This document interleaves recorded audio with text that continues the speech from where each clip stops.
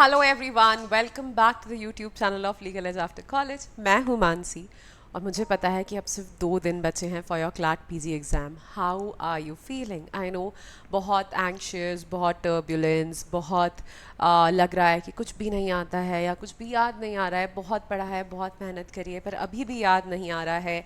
और इन 2 दिनों में हम ऐसा क्या कर सकते हैं और क्या नहीं कर सकते हैं, और क्या करना है और क्या नहीं करना है।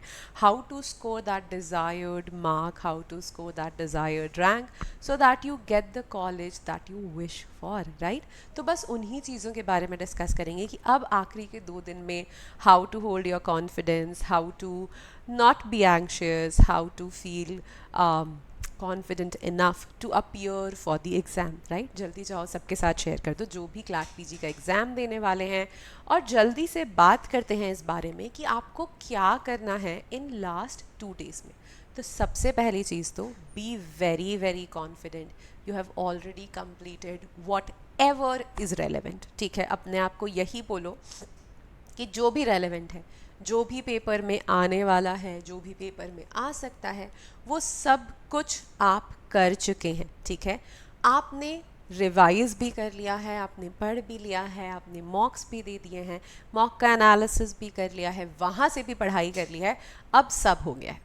अब क्या करना है in these last 2 days? First of all, keep your self very motivated, keep on hyping your self up that you got this, you got this, you got this. ठीक है, सब कुछ पहले ही कंप्लीट हो चुका है, so keep yourself motivated. Second most important चीज़ कि अब करना क्या है। ये जो 2 दिन का टाइम है, 48 आवर्स जो आपके पास है, what are you suppose to do?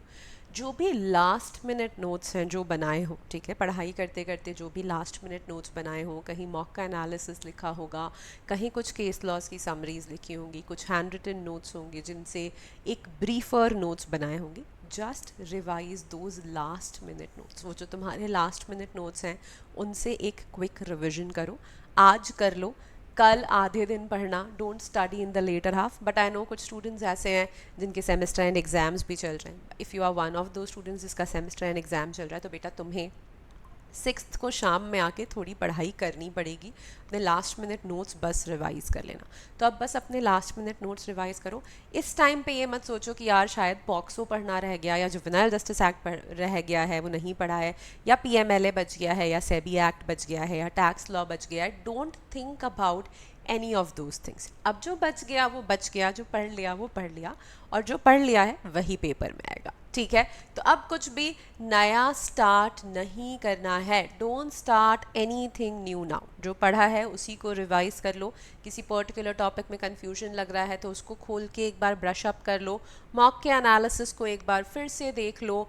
Last minute notes को रिवाइज कर लो। इसके अलावा अब कुछ भी नया नहीं करना है। ठीक है, अब कुछ चीज़ें जिनका एकदम ध्यान रखना when you are attempting your paper. ठीक है, तो पेपर अटेम्प्ट करने से पहले, अच्छा चलो ये तो हो गई कि 2 दिन में पढ़ना क्या है, 2 दिन में रहना कैसे है। तो ऐसा नहीं है कि पेपर है तो हम सिर्फ 2 घंटे सो रहे हैं, हम सिर्फ 3 घंटे सो रहे हैं। Take at least 5 to 6 hours of sleep. Eat well, eat fine. ठीक है, डोंट ईट जंक फूड और those things. Eat things which suit your body. तो प्रॉपरली खाओ, प्रॉपरली सो, अपनी हेल्थ का ध्यान रखो। एंग्जाइटी की वजह से स्लीप डेप्रिवेशन की साइकिल में मत चले जाना। So sleep well, eat well, okay, that's absolutely essential. Stay hydrated, drink a lot of water. And even in these 2 days, जहाँ भी लगे कि एक ब्रेक लेने की ज़रूरत है, get up, take a break, listen to a song, dance a little, walk a little, do whatever feels good to you, take a small nap, whatever works for you, but do that. ठीक है, अब जब हम paper देने की बात करते हैं तो पेपर देने टाइम कुछ चीज़ों का एब्सोल्युटली ध्यान रखना। Train your mind. पेपर पढ़ने से पहले अपने दिमाग को ये ज़रूर बोलना कि मुझे no, not, incorrect, unless, except और इस टाइप के जो वर्ड्स हैं उन्हें स्पेसिफिकली पेपर में आइडेंटिफाई करना है। अगर आप ये मैसेज अपने दिमाग को दोगे and then when you read the questions, you will automatically identify all of these terms. ठीक है, क्योंकि इन टर्म्स के मिस करने से हमारा एक क्वेश्चन अननेसेसरीली गलत हो जाता है, even when we know the answer. ठीक है, अब पेपर अटेम्प्ट कैसे करना है? तो पहले क्विकली एक बार क्वेश्चंस को ग्लिम्स करके समझ लो कि पेपर किस बारे में है, किस चीज़ के बारे में बात कर रहा है, and then go to the passage, read the passage, and then quickly attempt all the questions. जो क्वेश्चन नहीं आता है उसको छोड़ दो। जिस क्वेश्चन में बहुत कंफ्यूजन हो रहा है, जहाँ लग रहा है कि बहुत टाइम वेस्ट हो रहा है, दो ऑप्शन समझ में ही नहीं आ रहे हैं, बहुत टाइम टेकिंग हो रहा है, leave that question, return back to it. Last के जो 5 मिनट बचाओगे उस 5 मिनट में वापस आना और आके उस क्वेश्चन को देखना, ठीक है। Time your attempt, this is absolutely important. बहुत सारे स्टूडेंट्स क्लैट पीजी में अपने अटैम्प्ट को बिल्कुल भी टाइम नहीं करते, जिसकी वजह से उनके पैसेजेस मिस आउट हो जाते हैं, लास्ट के 10-15 क्वेश्चंस छूट जाते हैं। अगर आपके लास्ट के 10-15 क्वेश्चंस छूट रहे हैं, that is a very big loss, ठीक है। तो उस लॉस से बचने के लिए either carry a watch with you. अगर वॉच एग्जाम सेंटर में अलाउड नहीं है तो एक घड़ी लगी होगी एग्जाम सेंटर में, keep a track of the time. एक पैसेज में 5 मिनट से ज़्यादा का टाइम नहीं देना है, ठीक है। If a passage comes with 5 questions, अगर एक पैसेज 5 क्वेश्चन के साथ आ रहा है तो 5 मिनट से ज़्यादा का टाइम नहीं देना है। अगर एक पैसेज 10 क्वेश्चन के साथ आ रहा है तो 10 मिनट, 8 क्वेश्चन के साथ आ रहा है तो 8 मिनट, ठीक है। वी डोंट नो कितने पैसेजेस वाला आएगा, बट फिर भी अगर एक पैसेज पर 5 क्वेश्चंस हैं, देन 5 मिनट्स पर पैसेज, इससे ज़्यादा हमें कंज्यूम नहीं करना है। कोशिश करनी है to finish up a passage in 4.5 minutes, जिससे कि लास्ट में हमारे पास 4 से 5 मिनट का टाइम बच पाए और हम उन क्वेश्चंस को दोबारा देख पाएँ जो क्वेश्चंस हमने छोड़े थे, जहाँ हमें कन्फ्यूजन हो रहा था, ठीक है। इन 5 मिनट्स में, इन 4.5 मिनट्स में आपको OMR शीट भी फिल करनी है। तो एक पैसेज सॉल्व करिए और उस एक पैसेज के जो 5 क्वेश्चंस हैं, उन 5 क्वेश्चंस की OMR शीट तुरंत फिल कर दीजिए। Whenever you are filling the OMR sheet, be very very careful with your OMR sheet.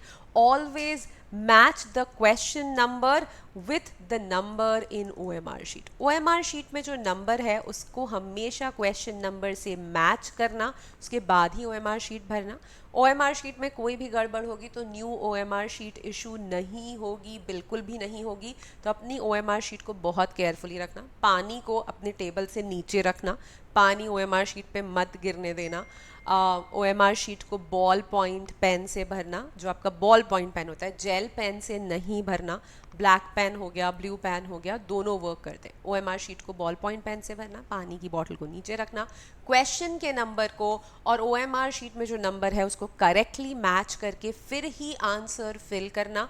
अपने ऑप्शंस में वेरीफाई करना कि अच्छा B मार्क करना है कि C मार्क करना है कि D मार्क करना है। अगर OMR शीट में मल्टीपल एंट्रीज हुई, अगर तुमने A भी मार्क कर दिया और C भी मार्क कर दिया, this will lead to negative marking. यहाँ नेगेटिव मार्किंग हो जाएगी, तो मल्टीपल एंट्रीज मार्क मत करना।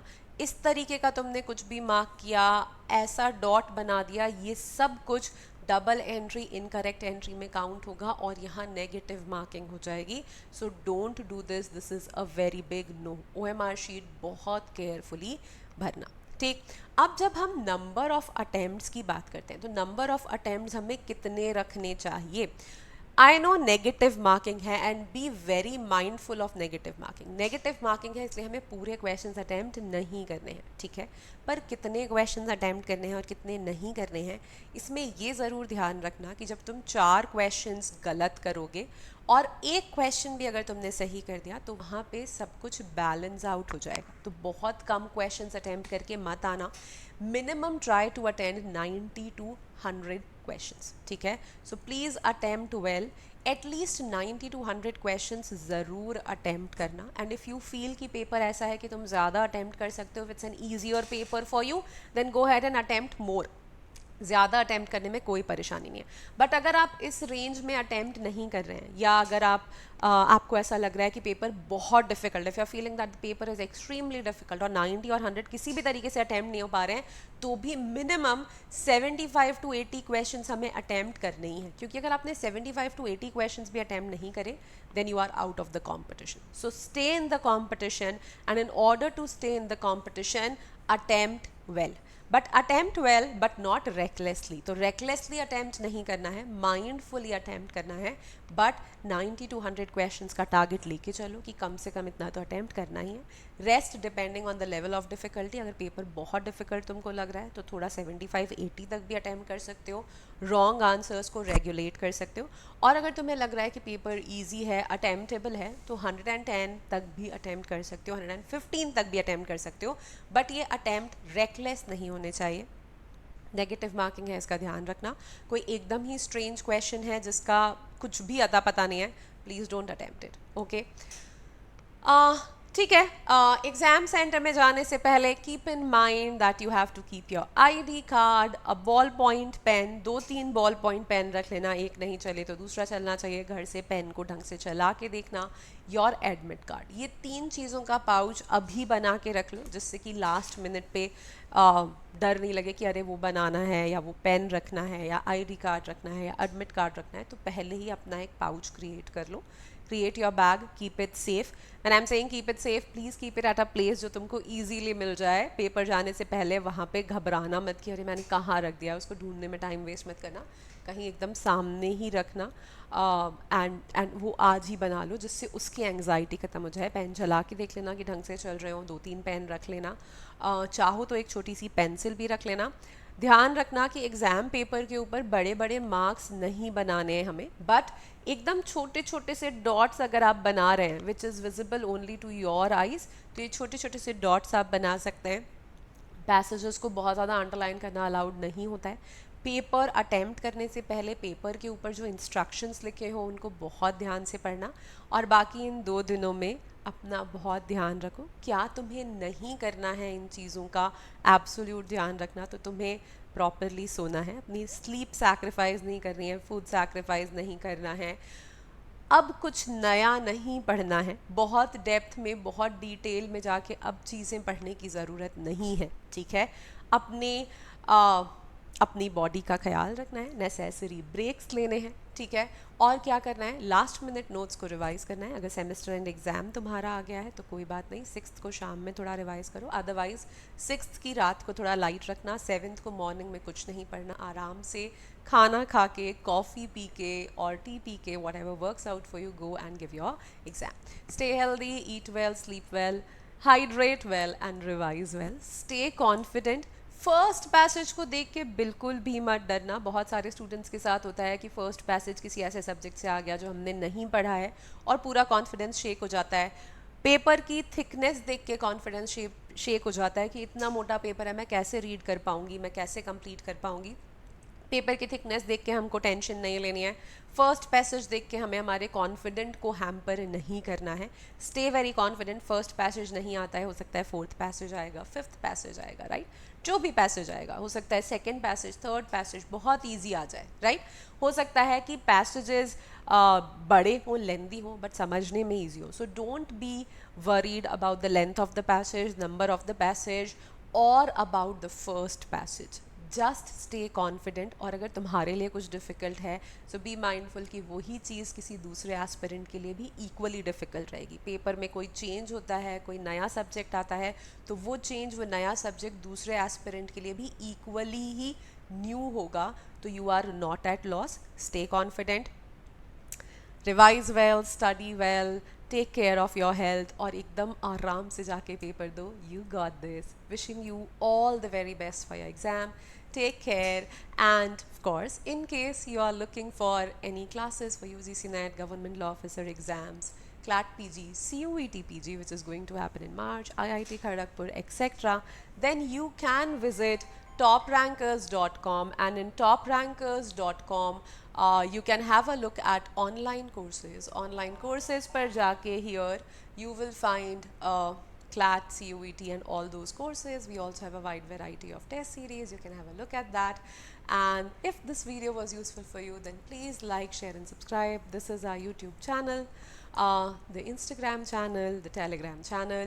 In case you are interested in any of our courses, give us a call at 6363286363. Wishing you all the very best for your exam. Take care of yourselves. Bye bye.